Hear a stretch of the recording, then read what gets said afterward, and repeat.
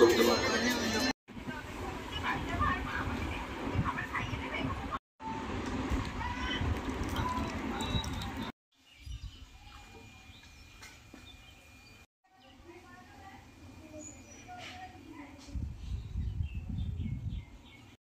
হে everyone, কেমন আছো সবাই? সকলকে ওয়েলকাম আমার নতুন একটা ব্লগে।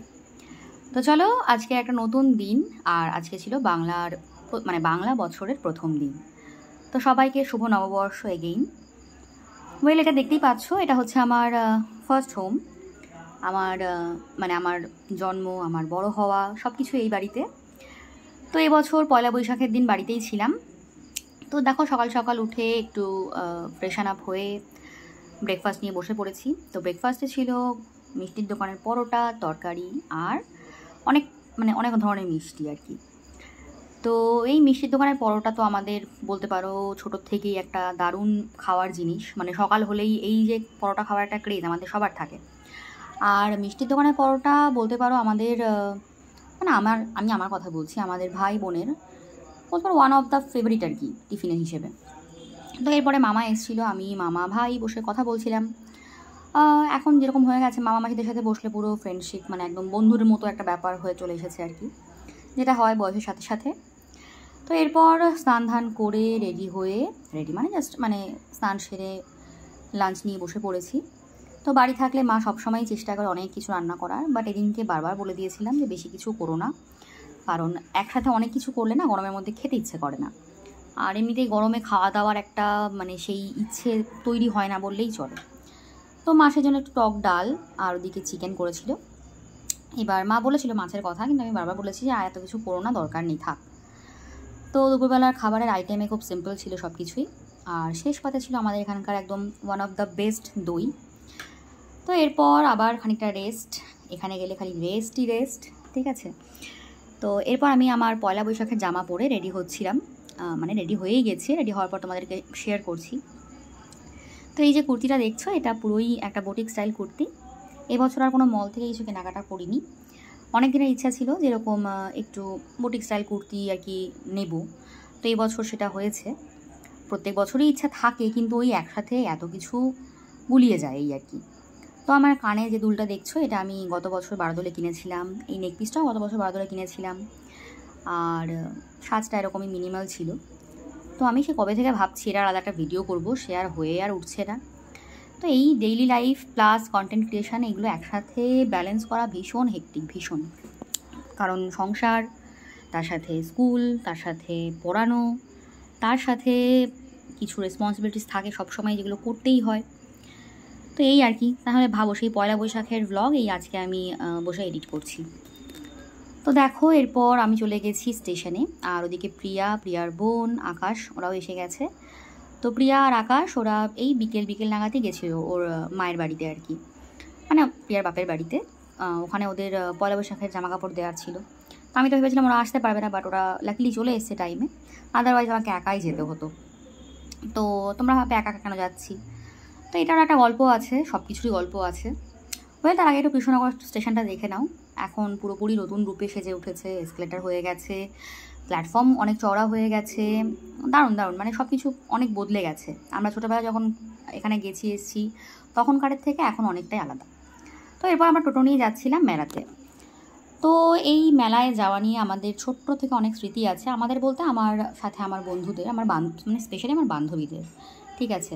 কারণ আমরা কলেজ লাইফ থেকেই প্রত্যেকে আমরা টিম যেটা ছিলাম, স্কুল লাইফের টিম যেটা, স্কুল লাইফে অত বেশি অ্যালাউ হতো না বাড়ি থেকে এতটা দূরে আসা, বাট কলেজ লাইফ থেকে সে অ্যালাউন্সটা পেয়ে গেছিলাম। তো প্রতি বছর আমাদের একটা দিন বাধা থাকতোই যে বৈশাখ মাসে আমরা আসবোই মেলাতে, এবং আমরা এই এতটা পথ কিন্তু হেঁটে আসতাম। আর এই যে এখানে একটা ব্রিজ দেখতে পাচ্ছ, বাঁশের ব্রিজ, এই ব্রিজটা কিন্তু অনলি একদম এই মেলার টাইমটাতেই শুধু এটা তৈরি করা হয়, সারা বছর কিন্তু এটা থাকে না। তো প্রত্যেক বছরই বলতে পারো এটা এই মেলার সময় নতুন করে বানানো হয়। তো এই যে মেলা দেখছো, বারদোলের মেলা, এই নিয়েও কিন্তু অনেক রকমের গল্প আছে। তো আমরা যেটা শুনেছি লোকালি সেটা তোমাদেরকে বলছি। শোনা যায় যে রাজা কৃষ্ণচন্দ্রের যিনি স্ত্রী ছিলেন, তো রাজা কৃষ্ণচন্দ্র হচ্ছে কৃষ্ণনগরের রাজা ছিলেন, ঠিক আছে। তো এবং ভীষণ উনি একজন ফেমাস রাজা ছিলেন আর কি। এই যে জগদ্ধাত্রী পুজোর শুরু এই রাজাই প্রথম করেছিলেন। তারপর আরও অনেক ব্যাপার আছে, সেসব এগুলো এখানে বলতে গেলে সেটা অনেক বেশি মানে লং হয়ে যাবে, আমাদের মেন টপিকটাই সরে যাবে। তো রাজা কৃষ্ণচন্দ্রের স্ত্রী কোনো একবার মেলায় যাওয়ার কথা বলেছিলেন কৃষ্ণনগরেই। তো তখনকার দিনে যেটা হয়, রাজপরিবারে বলো বা এমনিতেও মেয়েদের অনেক রকম রেস্ট্রিকশান থাকতো, আর রাজপরিবার মানে তো সেটা আরও বেশি থাকতো। তো ওনার মন খারাপ হওয়াতে নাকি রাজা নিজের বাড়ির গ্রাউন্ডেই পুরো একটা মেলার আয়োজন করেছিল, এবং এই মেলাটা পুরো 1 মাসের একটা মেলা। মানে বুঝতেই পারছো মানে কতটা ডিপ থিঙ্কিং এবং ভালোবাসা থাকলে এটা হয়, তাই না? তো সেই মেলা কিন্তু রাজা কৃষ্ণচন্দ্রের আমল থেকেই চলছে, এবং এখনও এটা পুরো 1 মাসই থাকে। যদিও এবছর প্রায় 7-8 দিন আগে স্টার্ট হয়েছে, মানে প্রত্যেক বছর পয়লা বৈশাখ থেকেই স্টার্ট হয়, বা মানে আগের দিন থেকে স্টার্ট হয় পয়লা বৈশাখে, বাট এবছর 8 তারিখ থেকে স্টার্ট হয়েছে এপ্রিল মাসের, মানে প্রায় 7 দিন আগে।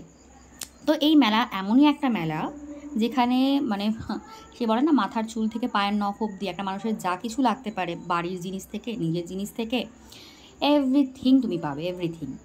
খাবার দাবারের জিনিসও প্রচুর, মানে এখানে চারিদিক দিয়ে মানে আমাদের রাজ্যের চারিদিক দিয়ে প্রচুর দোকান আসে, এবং বড় বড় ব্র্যান্ডের দোকানও আসে, ঠিক আছে। তো মেলার মাঝখানে নানান রকমের এক্সট্রা খাবার জিনিসের দোকানগুলো দেখছিলাম, এই যে শিক্ষিত আলু, এটা ওটা নানান রকম বেশ এক্সট্রা কনসেপ্ট থাকে, সেগুলোও ভালো লাগে। তো ইনি হচ্ছেন মাইলো, ওনার সঙ্গে আমার এই মেলাতে গিয়েই আলাপ। তো আমি মানে জাস্ট ওর নামটা জেনে একবার ডাকাতেই আমার কাছে বারবার আসছিল, খুবই ফ্রেন্ডলি দেখলাম, কোনো রকম একদমই হার্মফুল না। তো আমরা এরপরে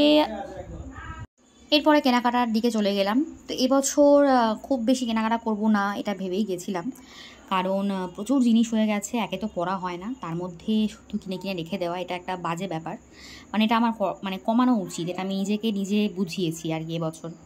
তবে হ্যাঁ, যে কটা জিনিস কিনেছি ভালো ভালো কিনেছি, মানে হাবি জাবি প্রচুর কিছু কিনিনি। অন্যান্যবার যেমন গেলে কি হয়, 30 টাকার 50 টাকার জিনিস অনেক বেশি কিনে ফেলি, এবার সেগুলো আর ইউজ করা হয় না, তো শুধু পড়েই থাকে। তো এই বছর আমরা এই মেলায় ঢুকেই প্রথম যে গ্রাউন্ডটা, মানে এখানে দুটো জায়গায় আলাদা আলাদা ভাগে মেলা হয়, এটা একটা প্রথমে ঢুকে এটা বসে, মানে এখানে সবই বলতে পারো ভালো ভালো জিনিস বসে আর কি।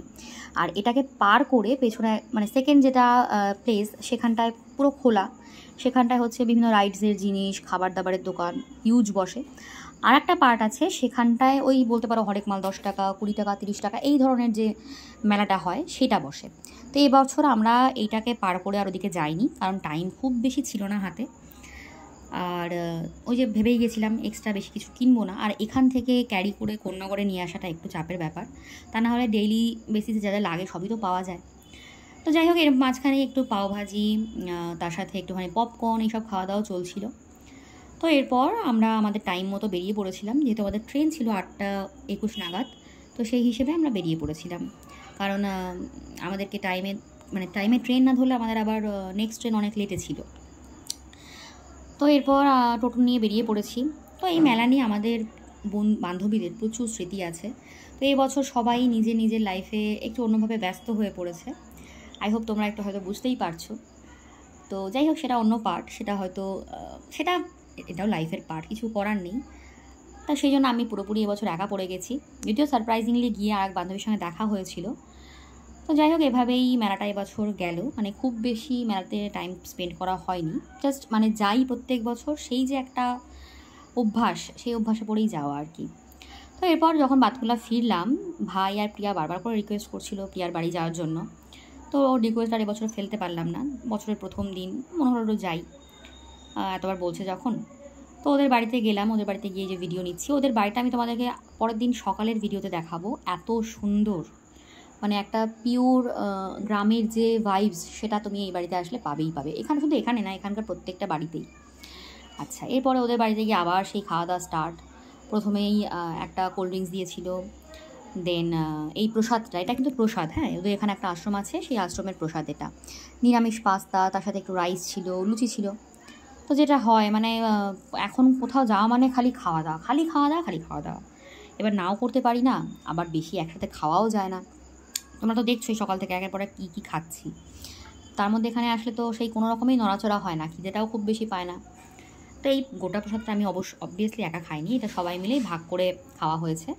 তো ওখানে গিয়ে আমি অলরেডি সমস্ত সাজ পোশাক ছেড়ে একদম নর্মাল ঘরের সাজে চলে এসেছি। তো আমি যতটা নর্মাল থাকতে পারি, যতটা সিম্পল থাকতে পারি, আমার ততটাই বেশি ভালো লাগে, কমফোর্টেবল লাগে। তো ওদের বাড়িতে রাত্রে কী খাওয়া দাওয়ার আয়োজন ছিল তোমাদেরকে একবার দেখিয়ে দিই।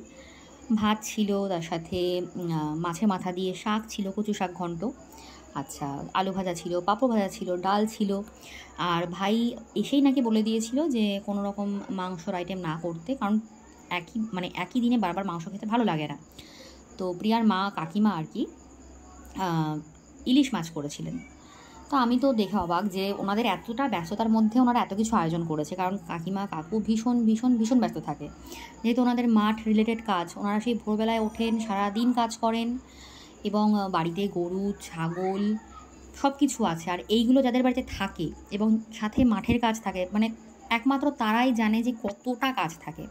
এটা তোমরা না দেখালে তোমরা হয়তো বুঝবে না। আই হোপ আমি নেক্সট টাইম যদি কখনো যাই ওখানে চেষ্টা করবো ওদের সারাদিনের একটা রুটিন যেটা হয় সেটা দেখানোর, ঠিক আছে। তো এরপরে খাওয়া দাওয়া শুরু হয়ে গেছে আমাদের। তো আমি বারবারই বলছিলাম ভাত কমাতে, কিন্তু ওরা কোনোভাবেই কোনো কথা শুনছিল না। তো আমি ভাইয়ের বিয়ের পরে এই দিয়ে বোধহয় সেকেন্ড টাইম গেছিলাম, ঠিক আছে। মানে প্রথম তো একটু আদরটা বেশিই পাওয়া যায়, এটা একটা ব্যাপার, ঠিক আছে। যদি ওনারা ভীষণ কী বলবো ভালো মনের মানুষ, ওনারা সবসময় খুবই ওয়েলকামিং, ঠিক আছে। তো আর আমরা ভাই বন্ধু জানাই খুব খেতে ভালোবাসি, মানে এই সব কিছু সেই তালে মিলে একটা দারুণ ব্যাপার আর কি। মানে আমরা খেতে ভালোবাসি, ওনারাও খাওয়াতে ভালোবাসছি, এরকম একটা ব্যাপার চলছে। তো চলো শাক দিয়ে খাওয়া কমপ্লিট।